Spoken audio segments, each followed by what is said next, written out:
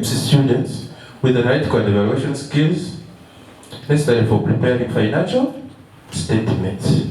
So at the end of the day, what am I removing from where and where am I putting? That's the basic unit of accounting. Then we have the learning outcomes. I don't know when you are looking at the syllabus of this paper, whether someone begins from the first page of where this paper begins, the introductory statements, where they say the learning outcomes. When they say measurement of the element of financial statements, that's number one learning outcome. I expect, for example, if I was teaching, I would expect everybody to be knowing the elements of financial statements. But is it the case? You get what I'm meaning? I expect because to have those things to have been covered on financial accounting paper. But then the question is, if you find you're in the category where you don't understand the elements of financial statements, then it is like a homework to you to go understand what are they before you can come to know how to measure them. Then the second learning outcome is the preparation of financial statements and accounting records for business organizations. Meaning,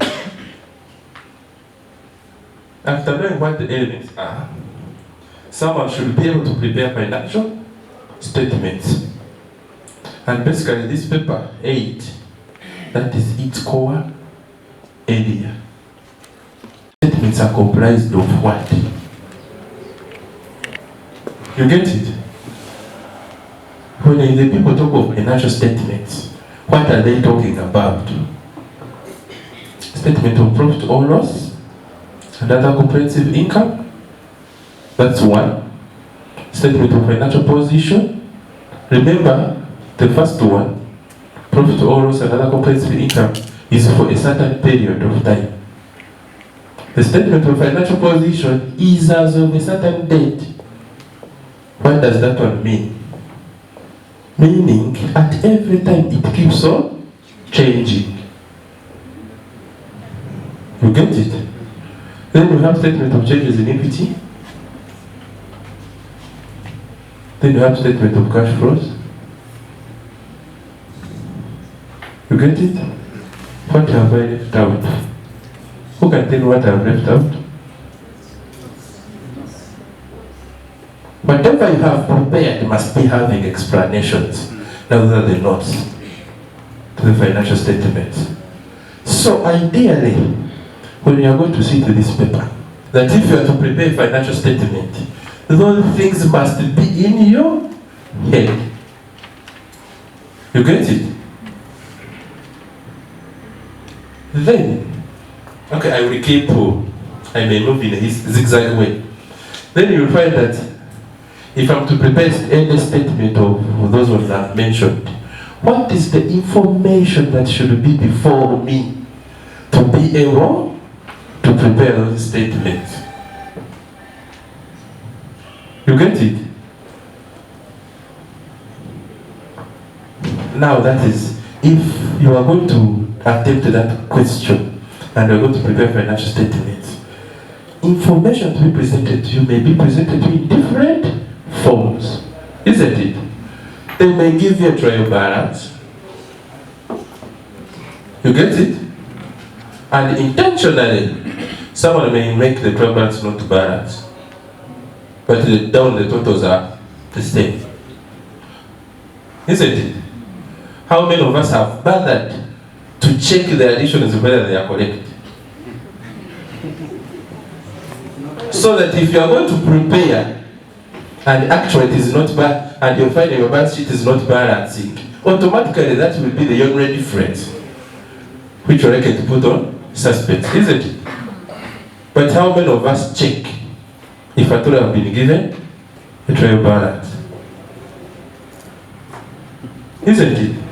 That is something very simple, but can confuse you throughout the whole paper, even when you had 100% knowledge to pass that number, but someone intentionally left an error, and that question should be answered with the same error, isn't it? So, the number one tip I'm telling you, if there is a question and being given trial balance, please always check the arithmetic correctness. You get it?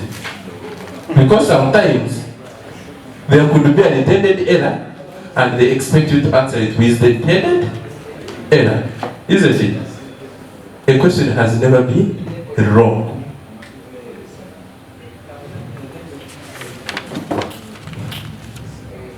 Then the third point is someone must be able to analyze financial statements and interpret accounting information. What do we mean by analysis? What do you mean by interpretation? Isn't it? When I prepare a statement of profit or loss, and again, it gives me profit or it gives me a loss, so what? You understand what I'm trying to say? So what? After giving me a loss or a profit, so what? So a question could come. A question could come asking you, after even preparing, they give you something to interpret and analyze and make meaning to the financial statement. At the end of the day, these statements are prepared for decision making, for decision makers, isn't it? If I'm required to give an advice, isn't it? Am I giving an advice in relation to what I've been able to prepare, or do I have the capability to give an advice in relation to what I've prepared? You get what I'm trying to say? After preparing a statement of profit or loss, and I get whatever figure I get, isn't it? At the end of the day, a person may get a loss, and probably the purpose of preparing these statements was for this entity to be able to acquire a loan in a bank. You get what I'm meaning? And you must advise now to the person who told you to prepare those statements whether they are in a position of getting the loan or not. Isn't it? So at the end of the day, after preparing this statement, what is it going to inform the user? That's where the analysis and interpretation comes. Sometimes I've seen questions where they give you different years and their comparatives and the other previous years, and they're telling you to analyze the performance. The performance could easily be analyzed. You get it? The question is, to the different users, what are they looking for? So if they have told you to analyze and interpret those financial statements in relation to the different users, you should be in position to be able to tell if a financial institution is interested, what is it interested in? Isn't it? Chorus answers. If a bank is looking for my financial statements, what do they need? Yes? Basically, any lending institution is looking at the capacity to pay. And the capacity comes from cash flows. You get it? So, by mere looking at the profitability of an entity, you may not be in position to tell whether it has enough cash flows to pay a loan before you prepare a cash flow statement. Isn't it? So, if you have prepared a P&L, and you have profit, and you are to advise whether the bank should, or whether these people are qualified to get a loan, then it is imperative to think ahead and say, for better and assured results, it's better to prepare statement of statement of cash flows, so that they can know their cash flow position. They may need a profit, but actually they don't have cash. So a bank won't lend. They may be in a loss position, yet they have cash. So the bank can easily lend. That's a question of, I hope I'm talking to your minds. Then we have to, another learning outcome is application of various international financial reporting standards specified in the syllabus. What am I trying to say here? Question 1, which is comparison, may not address all, isn't it? If I tell you if it was to address all, then actually the time allocated would not be enough, isn't it? And someone asked that, actually, what are those ones that come in question, comparison question? Did someone ask that one? The answer to that question, there is no specific area that will come in. The criteria has to come in one. Question 1. What you must know is that when you address these learning outcomes 1, 2, and 3, isn't it? You should be able to pass the rest. Because at the end of the day, they will be asking you if it is IAS 12, that is income taxes, after knowing how much tax is to be paid, or after knowing how much deferred tax is, what next? The question is, how does it appear in the financial statements? Because everything that is under this paper, there is a way it feeds in financial statements preparation, isn't it? Then our preparation of consolidated financial statements for a simple group. We have both simple and complex. Here you see that number 5 feeds into number 2, isn't it? It's actually a subsection of number 2. Are we together? Then we are preparing accounting records for entities under receivership and liquidation. The reports I've read through, examiners' reports over the years where this question has come, you'll find that students normally pass it well. You get it? But when I went to analyze, I found out that probably the reason why students pass it well, it's because its area of coverage is not wide, isn't it? But at least, if I were you, because this area is not wide, do I need to spend a lot of time on it? Do I need to spend a lot of time on it? No. You only need to know the key aspects in it, and the rest of the time you give it to the other sections. Even when you're studying, isn't it? You may not give it a lot of time because you know no more of it is not so wide. So you can reserve most of your time for other sections. There's someone who said that he fears this paper. I would want to know your background. Do you have a background of accounting? I do, sir. You do? Yes. And you fear this paper? Yes, I fear the paper because when I read it from the back, the book is a lot of I beg your pardon? There is too much literature. Reading things. There's too much literature I need. Yeah. That one shouldn't worry you. Like especially things like But that is one standard, isn't it? That is one standard. Does it mean it is the only one that is going to come in the paper? You get what I'm trying to say? The question is, one standard, the question, if you see that the one standard is becoming hard for you, can you get the basics in that standard and see how they are applied in other standards? So that instead of going with nothing, or instead of trying to get everything, and you lose everything you have, you better go with a bit of it and apply it elsewhere. You get what I'm trying to say? I get you. The question is like for IFRS 13, that's fair value measurement. The question is, when you are ascertaining the fair value of an element of financial statements, what are those key things that they must be looking at? You go to level 1, level 2, and level 3, isn't it? So, if I'm so wise, I can actually stop there. Then I go and see whether, how those inputs on level 1, level 2, and level 3. So, we have a list of standards that are covered under this paper. You see IS1, IS7,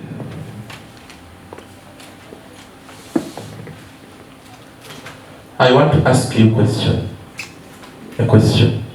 When you are preparing for this paper, do you cram the ISs or you cram what the IS talks about?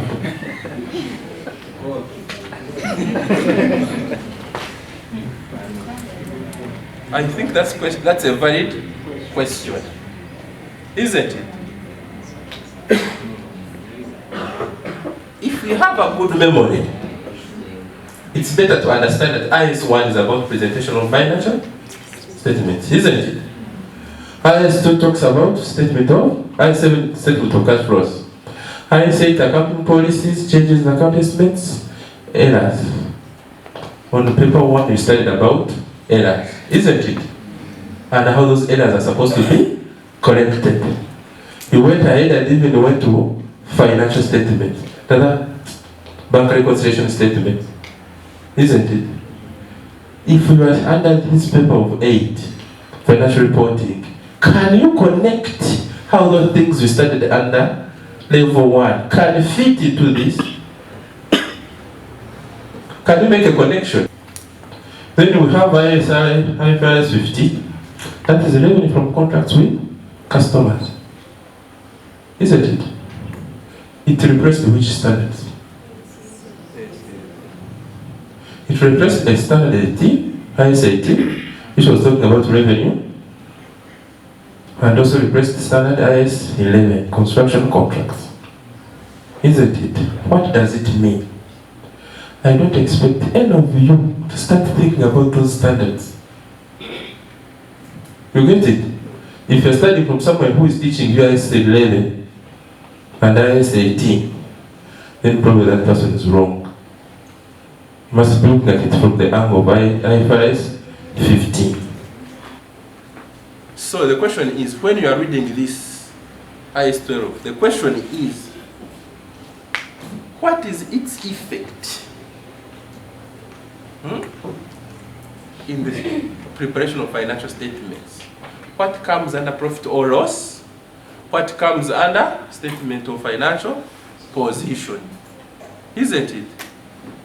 To me, I want to challenge you by saying that whichever class you go to and they are teaching these things, try to ask the person teaching you, what is the end effect in preparation of financial statements? Because once you know that after adjusting this figure, you deduct this and you credit this, you get it. Actually, you're trying to show someone that actually you know the effect of the transaction. And that is what is required, basically, of this paper.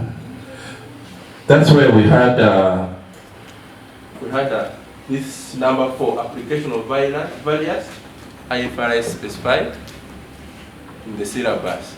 You will have known actually the actual application.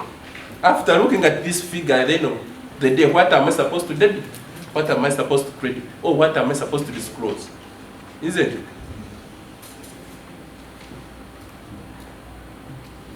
So, there are those other standards that come down. We have PPE.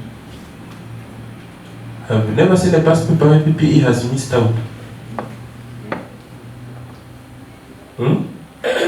Is it there? For the people who request the price. I have never seen PPE missing out. But personally, now it means that should be an area where you have to put a lot of emphasis.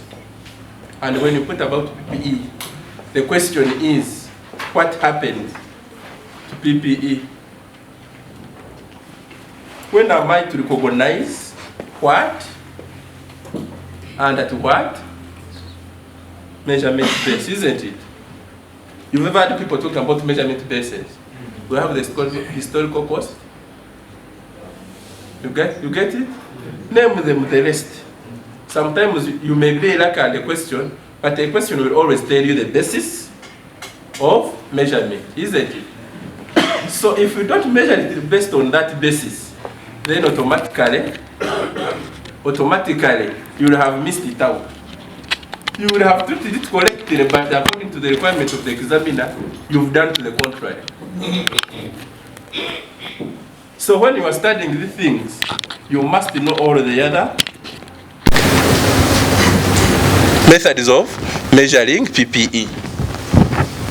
Now, there is something that normally comes that is very funny. What items normally fall under PPE?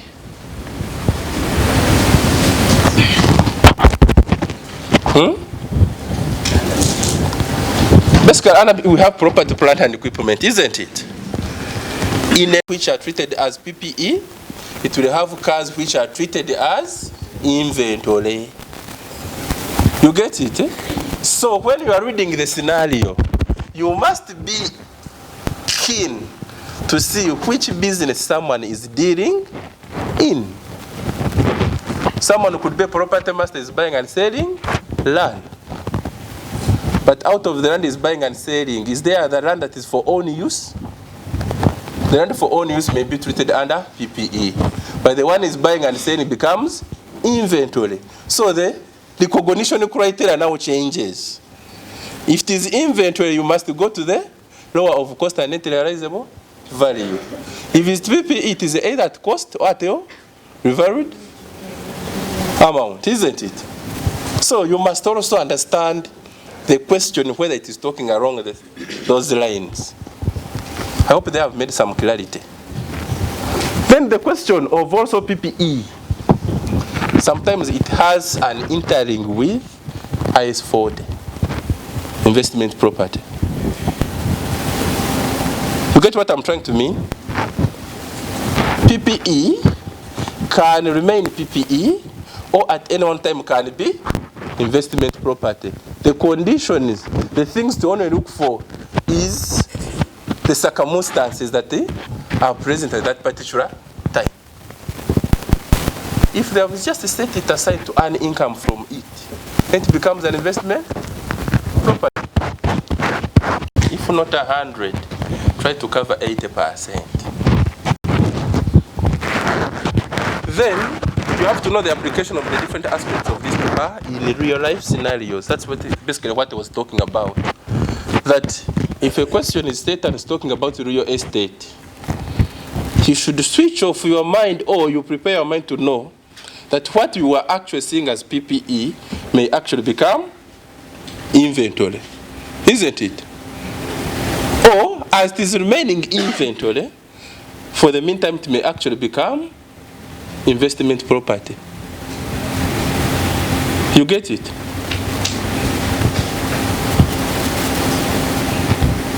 When you go to read under investment property and PPE, there is that area where they talk about when does something change to move from investment property to PPE, isn't it? There are some conditions. You get it? Eh? So I expect a student preparing for this paper to know those conditions under which something can, under 40 can change and become PPE, or vice versa. I talked about how these standards normally connect, isn't it? There is a way one feeds into the other. You may never get a full question talking about fair value measurement, but you may find IS40 uses fair value measurement, isn't it? But the question is, for me, if I teach IS40, I'm bound to teach IFRS 13, isn't it? Or otherwise, the person goes home with half-baked information. Because investment property is always measured at fair value, isn't it? So when you come to IFRS 13, what does measurement at fair value mean. You get it? You look at now the level 1 inputs, level 2 inputs, level 3 inputs, whether which one is existing.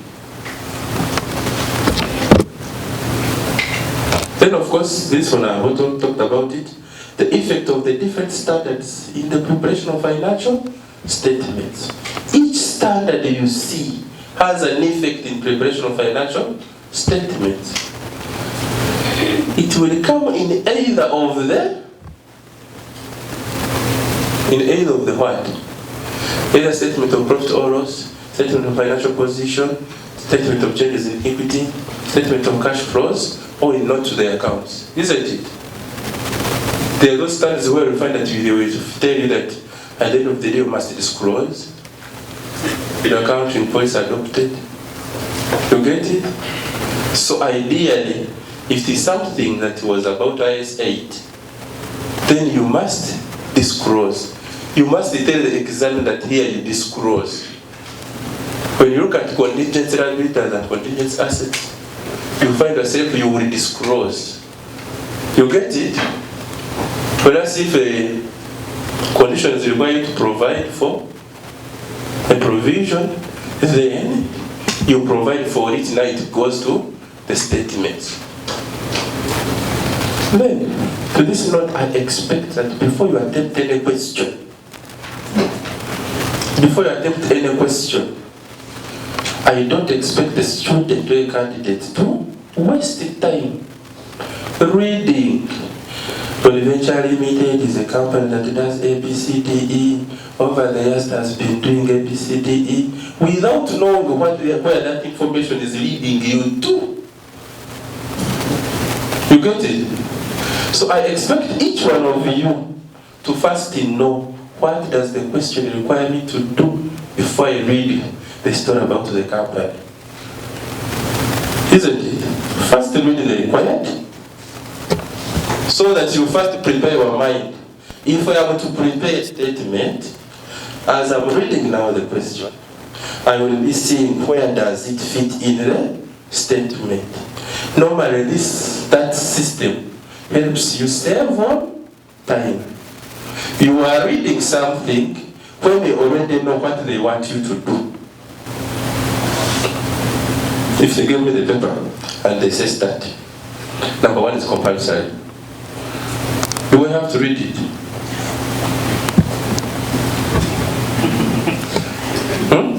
Okay, I may be posing the question badly. You must attempt it whether you want it or not. So, a bright student is going to say after getting the paper, leaves number one and goes to section B. You get it? Looks at how many after 5 you have to do 3. Selects those 3 questions. If he can attempt them, very fast he finishes them. If he's lucky and he attempts them in 1.5 hours, the 3 questions, now he has 1.5 hours to do question 1. Then he can come and start reading slowly. You get it? Knowing that the other side I'm already covered. So ideally, I would always advise that when you get a question paper, don't even read on number 1. You know number 1 you must attempt it. You must attempt it. You get it? Just go to section B. See those questions you can attempt. Answer them very fast. Most of them will be short. Most of them are not wrong. Answer them very fast. If you are like and you answer them in 1 hour, then you have 2 hours to come and battle with question 1. And that person will not complain of time. Before it is 30 minutes to time, the person will be done. Avoid attempting less than the required number of questions. It is like going to a lake and you don't know how to swim and you are throwing yourself into the lake. You get it? What do you think makes people attempt less than the required number of questions? Is it because of knowledge or is it because of time? And you will find it is because of time, because of what I've just said. Poor planning of the time. Then of course, Some of the causes of why students fail. Adequate preparation. I've said you must cover at least 80%. Inadequate preparation for these questions. What I always advise candidates, I expect candidates actually. But if you have a single, there's no man is an island, isn't it? The way I'm looking at this figure could be a 6, but the way we're looking at it as a 9. Isn't it? It depends on which position you are. You get it? So at the end of the day, we have a saying in our language, I don't know that person who doesn't know, who is not intelligent, always praises himself. You get it? He feels the other person cannot add anything. But to me, I always say, it's better always to share with your colleagues. Because the way you are looking at a certain area could not actually be. You could be actually understanding it on the wrong side. And you've always had that the same way. You get it? Until you get someone even who may be less knowledgeable than you, no. It's not that way, it's supposed to be this way. Then actually you realize you have been failing. Because of just the lack of sharing. To me, I say that whenever we are making discussion groups, don't even segregate. Even the person you are least expecting could actually be knowing the basic information which actually you don't know. And probably that basic information is what is making you fail. So inadequate coverage of the syllabus. I've said that at least you should have it 80%. So for the people who like sport work, if you cover it at 50%, automatically you are trying to say you are testing yourself against the 50%, isn't it? And you may not get the 50%. You get it? So ideally, you need to ensure that at least you cover 80%. There is that problem of relying on instructors. I don't want to say that some instructors are wrong, or they don't have the knowledge to give out, but at least they say the child who doesn't move in families is the one who knows that the mother is the best cook, isn't it? You may never tell that there is a better person unless you move out. Okay, for the mind ones, please don't. You get it? Eh? But for this purpose of studying, sometimes you need to test different instructors, isn't it? Then there are people who make this mistake of personal reading. I say if you are doing personal reading, then make sure you have an active discussion group. Because the active discussion group will make sure that it will tickle your mind to think. But if you are making a personal reading, there is nobody who's going to challenge your mind to think. You will always think the way you have been seeing things, that's the way. Now you don't have someone to counter you. So your mind does not think. I always tell people that the reason why developed countries have developed much faster than us who are still developing is because they have been faced with challenges, and they think on how they should counter those challenges. So if you are reading alone, you may not actually see that you have a challenge ahead of you. But if you are discussing with others, someone will ask you a question, and you will have to go home and research, and tomorrow probably come with a solution. Then there are those people who want to concentrate on the last minute. Please avoid that. But in order to pass this paper, candidates need to understand the application of the different standards and how those standards integrate in the preparation, analysis, and presentation of financial statements. Isn't it? For example, you have to prepare a cash flow statement and it's giving you a negative balance. Can you make information out of that negative balance? You get what I'm trying to say? Minus only preparing. Can you make information out of that negative balance? If a person told you, so what?